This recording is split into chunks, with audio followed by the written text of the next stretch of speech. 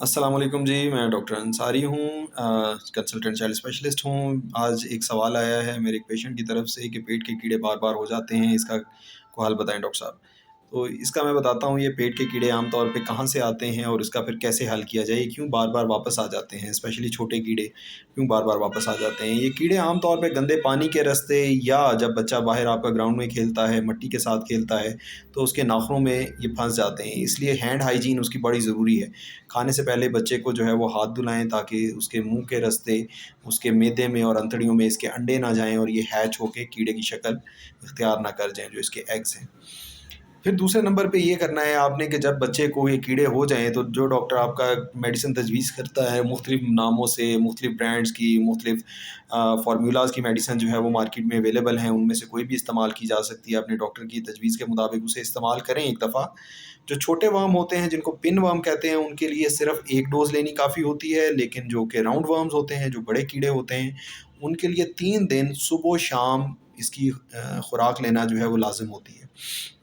जब आप 3 दिन इसकी खुराक लेते हैं या 1 दिन पिन वर्म्स के लिए, छोटे कीड़ों के लिए खुराक लेते हैं, तो जो एडल्ट वर्म होते हैं, वो वर्म जो इस मेडिसिन को खाते हैं और पैरालाइज़ हो जाते हैं, वो तो मर के बाहर निकल जाते हैं।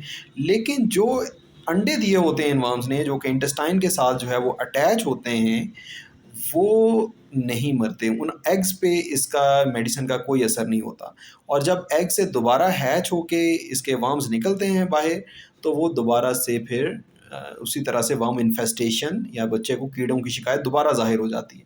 तो इसके लिए ज़रूरी है कि एक बार 2 से 3 हफ़्ते के बाद जो मेडिसिन का कोर्स पहले किया था, उसी का कोर्स दोबारा किया जाए।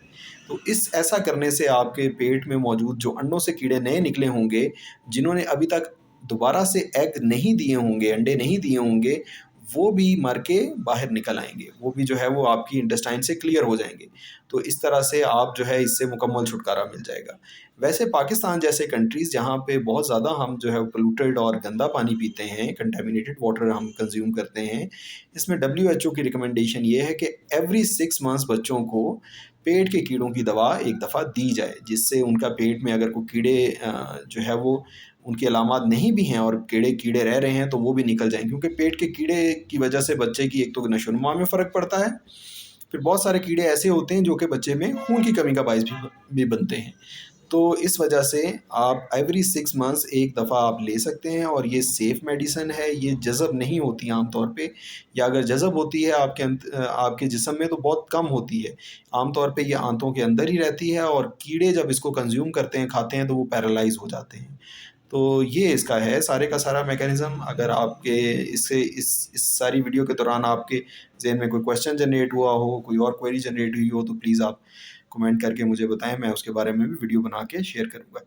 Thank you very much. अस्सलाम वालेकुम।